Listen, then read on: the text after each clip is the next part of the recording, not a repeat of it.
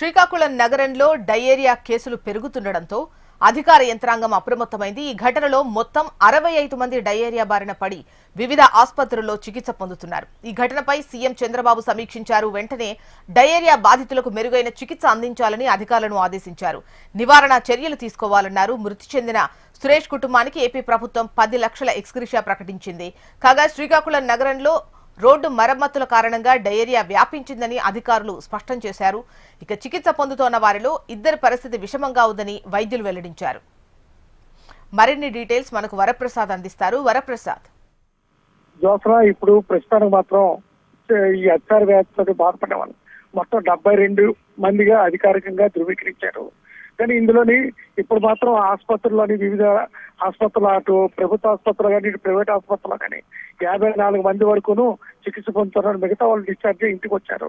కానీ ఇంటికి వచ్చిన వాళ్ళు కూడా కొంతమందికి ఇంకా పూర్తి స్థాయిలో మాత్రం మెరుగు అవ్వలేదని మాత్రం మనకు తెలుస్తుంది.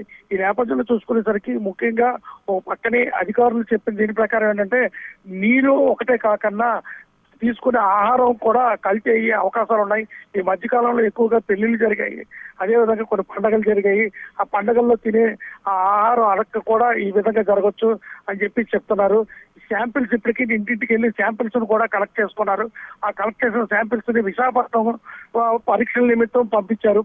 అక్కడి నుంచి వచ్చే రిపోర్ట్ ప్రకారం ఏం జరిగింది అన్న అంశాన్ని పరిగణలో తీసుకొని చర్యలు తీసుకుంటామని మాత్రం కలెక్టర్ మాత్రం ప్రత్యేకంగా హెచ్ఎంటీవీకి తెలిపారు. అదేవిధంగా ఎమ్మెల్యే గుండిశంకర్ కూడా, ఎందుకంటే ఎవరైనా సరే ఎవరు కూడా బాధపడక్కర్లేదు, అందరికీ ప్రభుత్వమే ఉచితంగా చికిత్స అందిస్తుంది. ప్రైవేట్ ఆసుపత్రుల్లో కానీ ఇతరత్ర ఆసుపత్రుల్లో ఉన్న వాళ్ళందరికీ ఈ ప్రభుత్వమే ఖర్చు అంతా పడుతుంది. కాబట్టి మీరు ఏ మాత్రమైనా చిన్న సింప్టమ్స్ జరిగినా సరే సొంత వైద్యంకి వెళ్ళకన్నా దగ్గరలో ఉన్న ఆసుపత్రుల్లో జాయిన్ అవ్వాలని మాత్రం వాళ్ళు తెలిపడంతో అందరూ ఆసుపత్రుల వైపు పరుగులు తీస్తున్నారు.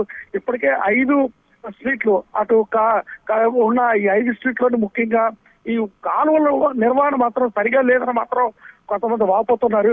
ఈ కాలువలు మురికి కాలువల పక్క నుంచే తాగునీరు పైపులు వెళ్ళడం, కొన్ని అనాథరైజ్డ్ పైపులు ఉండడం తోటి ఈ విధంగా జరిగిందని మాత్రం ఒక అపోహ మాత్రం ఉన్నది. ఎందుకంటే అపోహని కాదు, మనకి కొన్ని విజువల్స్ లో చూస్తుంటే కాలువల పక్క నుంచే మనకి మంచినీరు తాగునీరు పైపులు వెళ్తున్నాయి.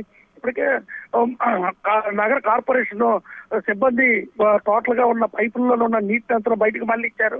ఆ మళ్లించిన నీటిని మళ్ళా క్లోరినేషన్ చేసి 2 days తర్వాత ఇస్తామని చెప్పి తెలిపారు.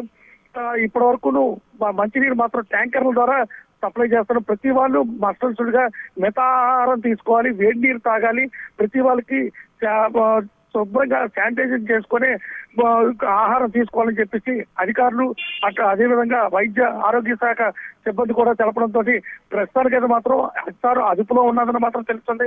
కానీ ఏ క్షణాన్ని ఏమవుతుందన్న భయాందోళనలు మాత్రం స్థానికంగా వ్యక్తమైతే అవుతున్నది. జోత్స్న. రైట్ వరప్రసాద్.